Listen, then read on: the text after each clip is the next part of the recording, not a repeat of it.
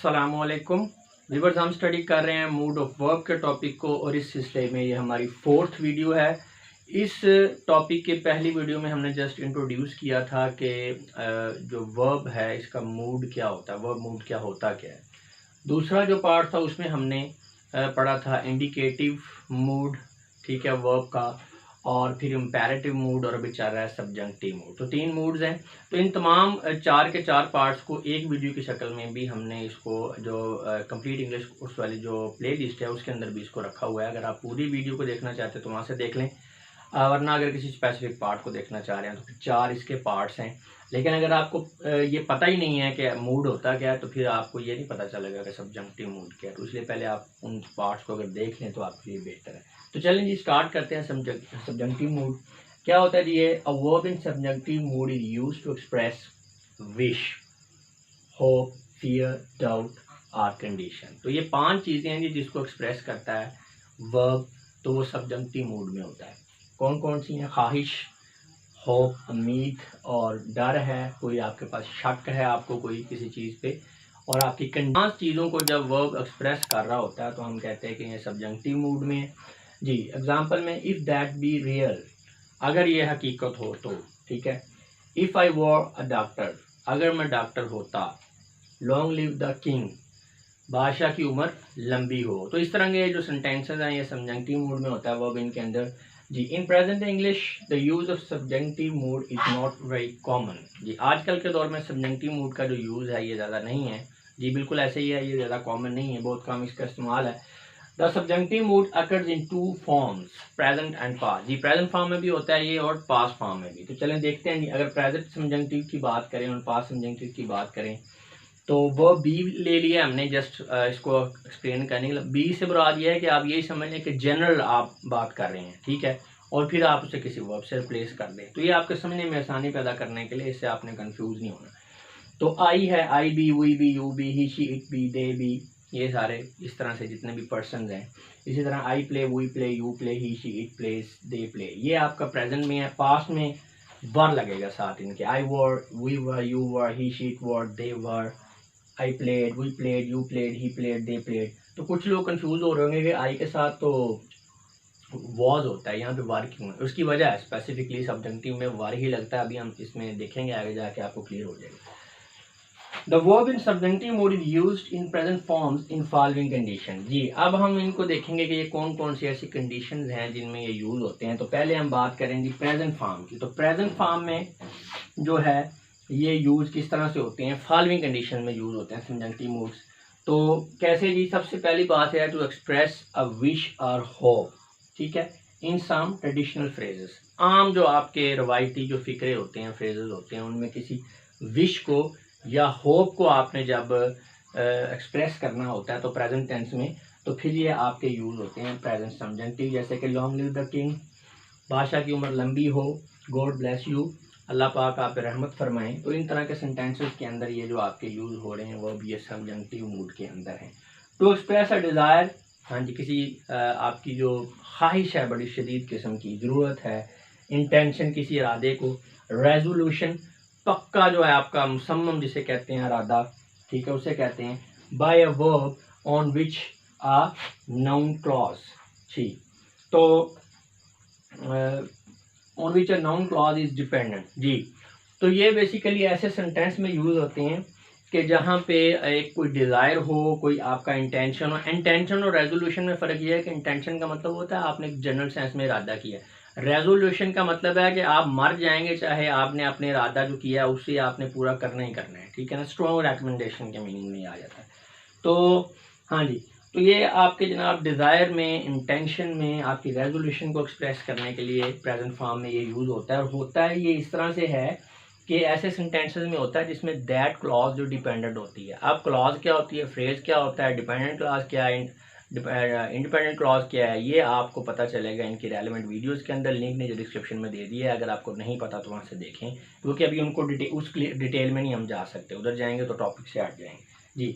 तो it is requested by the villagers that a road be build to reach the city जी। ये जो देहाती हैं उनकी रिक्वेस्ट है कि जो सड़क है वो बनानी चाहिए ताकि शहर तक पहुंचा जा सके। अब यहाँ पे दैट क्लॉज ये है, ये दैट आ गया, दैट के आगे वाला जो सेंटेंस का हिस्सा ये दैट क्लॉज है। डिपेंडेंट से मुराद ये है कि ये पीछे वाला, दैट से पीछे वाला जो सेंटेंस का हिस्सा है अपने मैसेज को क्लियर करने के लिए उस पर डिपेंडेंट है। अगर वो पीछे वाला सेंटेंस हम ख़त्म कर दें तो ये आगे वाले का कोई मफहूम बाकी नहीं रहता। तो ये जो आपका इस तरह के सेंटेंसेस हैं जिसमें दैट क्लॉज डिपेंडेंट है और आपने उसमें डिज़ायर को, किसी इंटेंशन को, किसी रेजोल्यूशन को शो करना है, दैट क्लॉज में नहीं, दैट क्लॉज से दूसरे वाले हिस्से में। यानी एक सेंटेंस है उसमें दैट क्लॉज भी है, ठीक है, और वो डिपेंडेंट है। अब वो जो दैट क्लॉज है उसके अलावा बाकी किसी सेंटेंस के अंदर आपने डिज़ायर को, इंटेंशन को या रेजोल्यूशन को शो करना है तो फिर आप उसमें प्रेजेंट सबजंक्टिव यूज़ कर रहे हैं जी। नेक्स्ट है, you would suggest that mister Ali be appointed captain of the team. अब अगर पीछे वाला ख़त्म कर दें ना, वी सजेस्ट, तो that mister Ali be appointed captain of the team, इसका कोई मीनिंग नहीं रह जाता, ठीक है। जब वो साथ में लगाते हैं वी सजेस्ट तो ये आपका जनाब पता चल जाता है कि ये आप, ये पूरा आपका सेंटेंस है। तो ये दैट क्लॉज भी है, तो अब जो सजेस्ट वगैरह यानी ये पूरे में अब आप जो है यूज़ कर रहे हैं प्रेजेंट सबजंक्टिव। इसी तरह एक और एग्जांपल देखते हैं, the finance minister recommended that the income tax must be increase. हाँ जी, जो वजीर आपका ख़जाना है उसने ये रिकमेंड किया है कि जो इनकम टैक्स है उसको बढ़ाना चाहिए। अब इसमें भी दैट क्लॉज है और डिपेंडेंट है और ये आपका प्रेजेंट सबजंक्टिव जो है इसमें यूज़ हुआ है जी। The verb in subjunctive mode is used in past form in following condition. ये प्रेजेंट की बात की है, अब हम बात कर रहे हैं पास्ट की। तो प्रेजेंट में थोड़ा रिवाइज कर लें। प्रेजेंट में क्या था कि आपने ट्रेडिशनल सेंटेंसेस के अंदर किसी विश को, होप को एक्सप्रेस करना है, ठीक है। इसके अलावा आपका जो दैट क्लॉज वाला सेंटेंस है उसमें आपने कोई डिज़ायर, इंटेंशन और रेजोल्यूशन वाला रेजोल्यूशन को एक्सप्रेस करना है दैट क्लॉज वाले सेंटेंस के अंदर, और जिसके अंदर दैट क्लॉज जो है वो डिपेंडेंट भी हो। तो ये दो सिचुएशन में आप यूज़ कर रहे हैं सबजंक्टिव जो है वो प्रेजेंट फॉर्म में। अब पास्ट फॉर्म में किस तरह से यूज़ कर रहे हैं, to express a situation which is unreal और कंट्रेरी टू फैक्ट। किसी ऐसी सिचुएशन को आपने एक्सप्रेस करना है जो कि आपकी वो हकीकत से जो है वो उल्ट हो, ठीक है, या गैर हकीकी हो। Such a situation is usually expressed by using a past subjective after the verb wish जी। तो ये जब सिचुएशन इस तरह की है जिसमें हकीकत के बरक्स कोई चीज़ निकल आई है, यानी कहा कुछ जाता है निकलता कुछ होगा, कुछ है, ये टोटली एक अनरियल, एक गैर हकीकी चीज़ है। तो ऐसी चीज़ को जब आपने एक्सप्रेस करना है तो उसके लिए आप पास्ट सब्जेक्टिव यूज़ करेंगे, लेकिन उसमें आपने एक चीज़ करनी है कि पास्ट सब्जेक्टिव को आप वर्ब विश के साथ यूज़ करेंगे, ठीक है। वर्ब विश होगा और पास्ट सब्जेक्टिव आप यूज़ करेंगे। तो इसमें आप देखते हैं एग्जाम्पल तो आपको क्लियर होगा। I wish I were a doctor, ठीक है, मेरी ख्वाहिश है काश के मैं डॉक्टर होता। अच्छा, अब इसमें इसका मतलब क्या है, नज़र आ रहा है। वो जब काश कह रहा है साथ, उसका मतलब वो नहीं है। अगर वो है तो फिर तो वो एक स्टेटमेंट ऑफ फैक्ट बन जाए ना, वो है। अब वो कह रहा है I wish I were a doctor, काश के मैं डॉक्टर होता, इसका मतलब वो नहीं है, ठीक है, वो अनरियल एक सिचुएशन है। I regret I am not a doctor, ये एक्सप्लेन किया जा रहा है कि इसका मतलब ये बन रहा है कि मुझे पछतावा है, बड़ा दुख है कि मैं डॉक्टर नहीं बन सका। डेफिनेटली जब बंदा बात करता है ना काश ऐसा होता, तो काश का मतलब ये है कि आप पछतावा, आपको आप रिग्रेट कर रहे हैं किसी चीज़। He wishes he knew that game, वो उसने ख्वाहिश की कि काश वो इस गेम को जानता होता, ठीक है। He sorry that he doesn't know that game, इसका मतलब यही है ना कि वो अफसोस कर रहा है कि यार वो इस गेम को जानता नहीं। अच्छा, ये जो मैंने कहा ना कि पास्ट फॉर्म्स, इसमें आपने पास्ट टेंस से कंफ्यूज नहीं करना।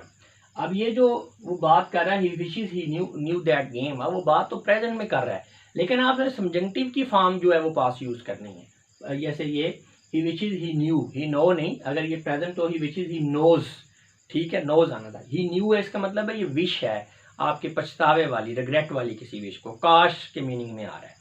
यानी बंदा बात प्रेजेंट में ही कर रहा है, ठीक है, लेकिन फॉर्म आपने यहाँ पे किसकी कौन सी यूज करनी है, सबजंक्टिव की। सबजंक्टिव की आपने पास्ट फॉर्म यूज करनी है, ठीक है ना, आपने टेंस को पास्ट नहीं समझ लेना। लेकिन जब रिग्रेट होता है ना, मतलब कोई काश में ऐसा होता, तो फिर ये इसमें वर आएगा, वर को रखना, या सेकंड फॉर्म इसकी जो है वो टेंस की यूज़ होगी, यानी आपने पास्ट फॉर्म जो है सबजेक्टिव की यूज़ करनी है। बार बार प्रैक्टिस करेंगे आप, इसको स्टडी करेंगे, रीड करेंगे, तो फिर आपको समझ आ जाएगी। जो नए लोग हैं, हो सकता है इस लेक्चर को एक ही दफ़ा सुनने से या इस बोर्ड के जो नोट्स हैं इसको एक ही दफ़ा पढ़ने से आपको क्लियर ना हो, तो परेशान नहीं होना। जब आप इसको रिवाइज़ करेंगे 2-3 मरतबा तो ये क्लियर हो जाएगा आपको। अच्छा जी। और प्रैक्टिस से आपको पता है इम्प्रूव होती हैं चीज़ें। आपको पहली दफ़ा आप किसी चीज़ को स्टडी करते हैं नहीं समझ आती, जब दोबारा पढ़ते हैं तो उसी की फ़ौरन आपको समझ आ जाती है। तो इसलिए अगर एक चीज़ की समझ ना हो तो आए तो स्टक ना हो जाया करें, चलते रहा करें, बाद में जब आप रिवाइज करेंगे तो क्लियर हो जाएगा जी।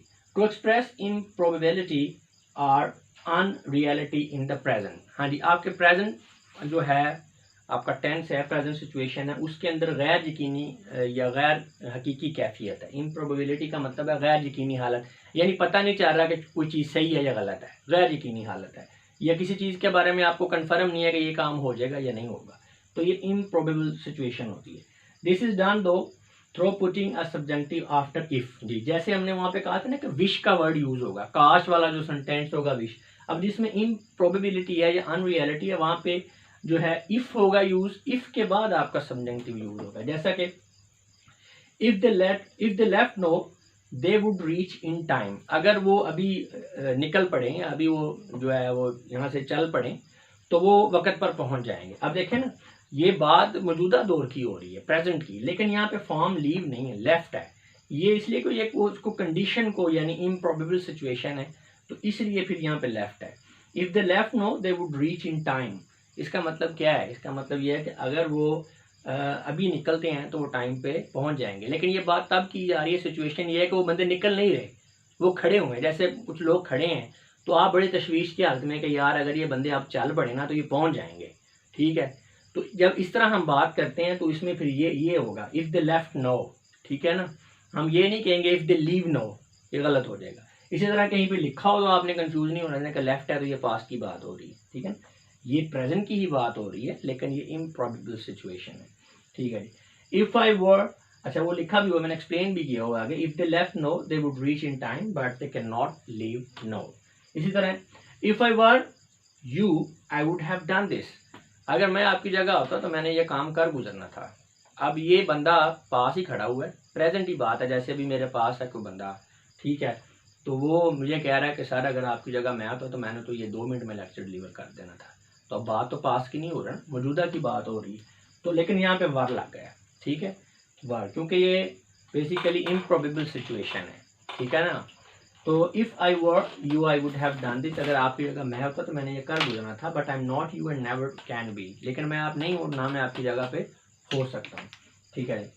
To indicate improbability or in unreality by using a subjective after the words as if and as though. जी, यानी ये सिचुएशन जो पास सब्जेक्टिव है ना, इसमें सिचुएशन आपकी अनरियल और जो इम्प्रॉबेबल सिचुएशन होती है, जो गैर यकीनी हालत है, एक्सप्रेस इसने उसको ही करना है। एक कंडीशन में ये है कि वो सिर्फ इफ के बाद ये आ रहा है, एक में ये होगा कि एज इफ और एज दो।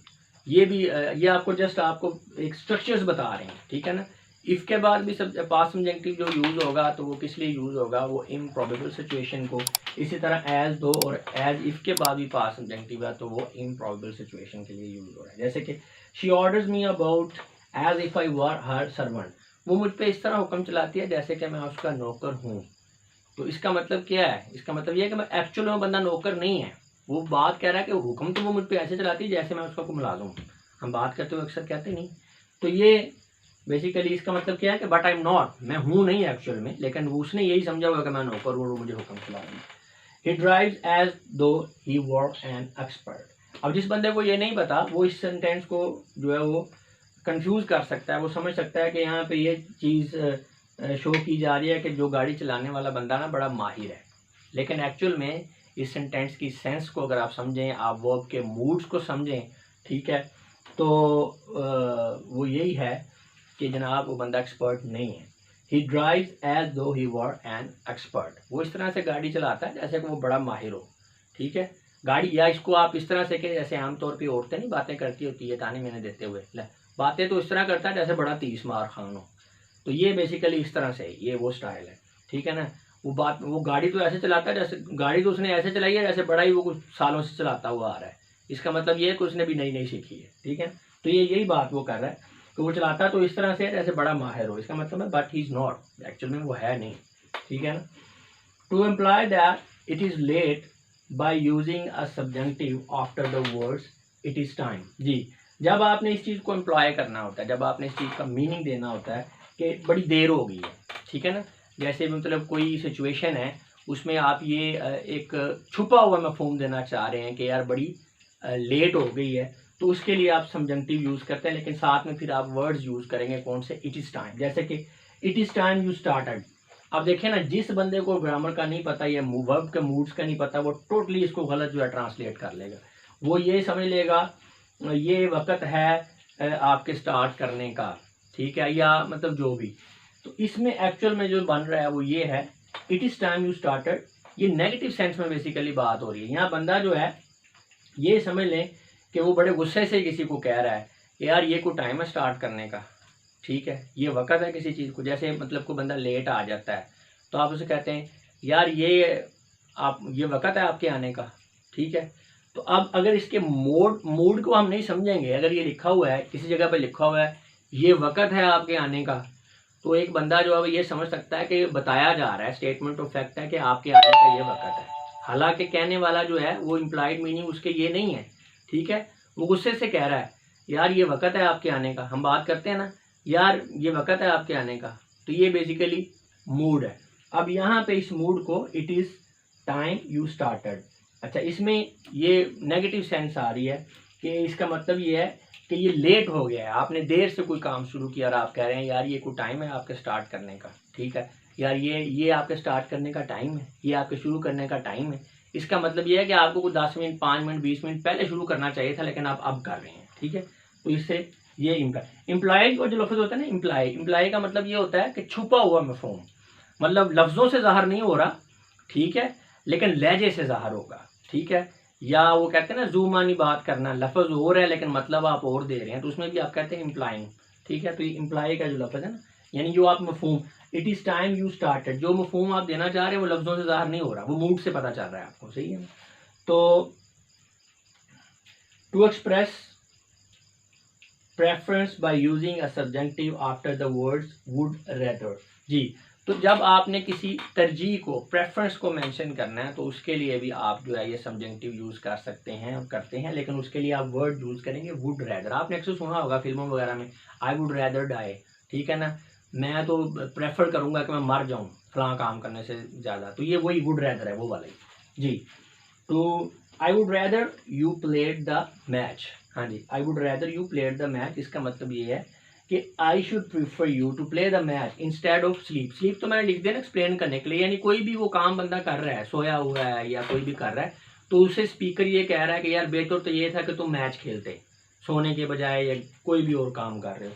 तो सपोज करें कि वो बंदा सो रहा है और स्पीकर कह रहा है I would rather you played the match, ठीक है ना, I should prefer you to play the match instead of sleep. मेरे ख्याल में आपको सोने के बजाय जो है ना वो मैच खेलना चाहिए। अच्छा, इसी तरह she would rather they received her on airport, हाँ जी। तो इसका भी यही है कि वो प्रीफर करती है कि उसे जो है ना एयरपोर्ट पे जो है रिसीव किया जाए, ठीक है, लेकिन जो करने वाले हैं रिसीव, उनका इरादा कहीं और का है, वो चाह रहे हैं कि जब घर रहा है तो वहीं पे बाहर निकल के उसको रिसीव कर लिया जाएगा और एयरपोर्ट से वो टैक्सी पे आ जाए। लेकिन सारी बात है, जो बंदा बाहर से आता है उसको चाहो तो होता है ना कि यार बंदे आगे से फूल लेके खड़े हों उसको रिसीव करने के लिए, तो वो इस सिचुएशन को कह रही है चलें ठीक है, चली तो मैं जाऊँगी, लेकिन मेरा दिल तो यही था कि मैं आई थी तो मुझे यहाँ से आके एयरपोर्ट से रिसीव किया जाता। तो वो इस सिचुएशन को फिर इस तरह से एक्सप्रेस करेगी, she would rather they received her on airport, यानी कोई थर्ड बंदा बता रहा है कि उसकी बड़ी ख्वाहिश थी यार, लेकिन बेचारी को ना किया नहीं, वो बेचारी को टैक्सी पे जाना पड़ा, कोई थर्ड पर्सन उसका हाल बता रहा है, तो वो ये कह रहा है she would rather they received her on airport, यानी कि वो चाहती तो यही थी कि एयरपोर्ट से उसको रिसीव किया जाए, लेकिन उसको किया कहीं और पे गया। तो ये मैंने एक्सप्लेन भी किया है, she prefers that they should receive her on airport instead of at door step, जी। तो व्यूअर्स ये हमारा मूड वाला टॉपिक जो है ना ख़त्म हो गया। मैं आपको आखिर में सिर्फ ये बात समझाना चाह रहा हूँ मूड के हवाले से कि मूड बेसिकली ये है कि ये एक ऐसा, जैसे बंदे का मूड होता है ना, इसी तरह वर्ब का भी मूड है, यानी लफ्ज़ों से मफहूम आपको कुछ और लग रहा होगा, लेकिन अगर आपको मूड का पता है ना तो फिर आप उसका मफहूम समझेंगे कि एक्चुअल में मैसेज कन्वे क्या करना चाह रहा है लिखने वाला या बोलने वाला, सही है ना। जैसे तुम, जैसे फर्ज करके मैं कहता हूँ आप स्कूल नहीं गए, ठीक है ना, मैं आपसे कहता हूँ आप स्कूल नहीं गए। अब मैंने इस तरह से कहा आप स्कूल नहीं गए, तो ये मैं एक स्टेटमेंट दे रहा हूँ, ये स्टेटमेंट एक फैक्ट है, स्टेटमेंट ऑफ फैक्ट है कि ये मतलब बंदा स्कूल पे नहीं गया, तो मैं उसे कह रहा हूँ आप स्कूल नहीं गए। लेकिन अगर इसी बात को मैं इस तरह से कहता हूँ आप स्कूल नहीं गए, ये मैंने कहा ना। अब लिखने में तो ये वही है, आप स्कूल नहीं गए, लेकिन एक्चुअल में मफहूम अब डिफरेंट हो गया है। बेसिकली अब मैं हैरान, इसमें एक जो है वो एक हैरानी का एलिमेंट आ गया है, एक गैर यकीनी कैफियत आ गई है, या एक तंबीह का एलिमेंट भी आ गया है, गुस्से का एलिमेंट भी आ गया है। देखें ना, आप स्कूल नहीं गए, लिखने में वो स्टेटमेंट वही है, लेकिन मैंने मूड चेंज किया है, ठीक है, तो वो जो है आपका सारा मफहूम चेंज हो गया। बेसिकली ये मूड नहीं है जो बोलने में आपको एग्जांपल दे रहा हूँ, जस्ट मैं आपको बताने के लिए बता रहा हूँ। ये स्पोकन इंग्लिश में ये चीज़ आती है कि वो लहजे को आप चेंज करते हैं, पिच को ऊपर नीचे करते हैं तो मफहूम चेंज। जस्ट आपको समझाने के लिए बता रहा हूँ कि जिस तरह हम बोलने में, ठीक है, अपनी आवाज़ को, टोन को ऊपर नीचे करते हैं तो लफ्ज़ सेम होने के बावजूद जो है वो चेंज होता है मफहूम। इसी तरह लिखने में जो चीज़ है वो कुछ और होती है।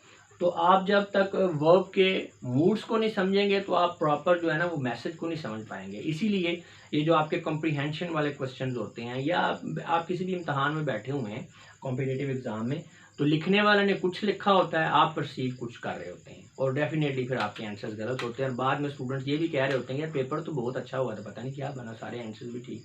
तो इस तरह से होता है कि आपकी जो कॉम्प्रीहेंशन है वो वीक होती है, और ख़ास करके इसमें बड़ी वीक होती है। ये वर्ब के मूड्स की जो है ना स्टूडेंट्स को समझ नहीं आती, और इसके लिए आपको प्रैक्टिस की भी ज़रूरत है। और मैं आपको ये नहीं कहूँगा कि खासकर इस टॉपिक के लिए कि आप जस्ट इसी वीडियो पर इत्तफा करें, मज़ीद इस पर रिसर्च करें, स्टडी करें, बुक्स को कंसल्ट करें, इसकी प्रैक्टिस करें, इसको समझने की कोशिश करें, क्योंकि ये समझना बहुत ज़रूरी है। जैसे मैंने अभी आपको बहुत सारी एग्जांपल्स दी हैं, जैसे ही ड्राइव्स एज तो ही वॉर एन एक्सपर्ट। अब आपको मूड का पता होगा ना, तो इसका मतलब तो पता चलेगा कि भाई ये कहना ये चाह रहा है, ठीक है, कि वो बंदा एक्सपर्ट नहीं है, लेकिन जो कार चलाने वाला है वो पोज इस तरह से कर रहा है कि बड़ा एक्सपर्ट है। इसी तरह और बहुत सारे सेंटेंसेस मैंने आपको डिटेल में ये सारा बताया, आपको समझ उम्मीद तो है कि आई ही होगी कि ये किस तरह से जो है मूड चेंज होने से जो है मीनिंग चेंज हो जाता है। तो व्यूअर्स, मैं उम्मीद करता हूँ कि वाली 3 वीडियोस भी और ये वाला जो पार्ट अभी है इसको देख लेने के बाद आपको काफ़ी हद तक क्लियर हो चुका होगा। अब मैं आप लोगों से इजाज़त चाहूँगा। अपना बहुत सा